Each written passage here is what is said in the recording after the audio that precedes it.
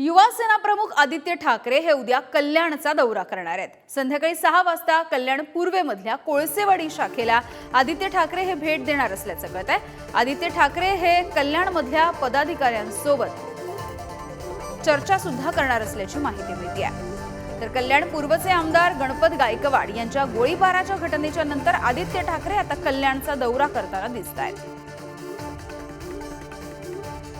चेतन सावंत आमचे प्रतिनिधी आहेत आपल्यासोबत। चेतन, काय अधिकची माहिती मिळते, कसा असणार आहे आदित्य ठाकरे यांचा उद्याचा कल्याणचा दौरा?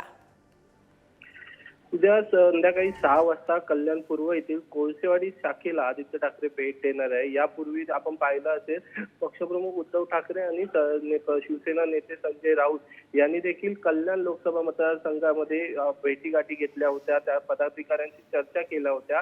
त्याच अनुसरून आता आदित्य ठाकरे देखील संध्याकाळी 6 वाजता कल्याण पूर्व येथील जो लोकसभा मतदारसंघ आहे जिथे मुख्यमंत्र्यांचे चिरंजीव श्रीकांत शिंदे हे खासदार आहे, या मतदारसंघात आदित्य ठाकरे भेट देताना आपल्याला पाहायला मिळणार आहे।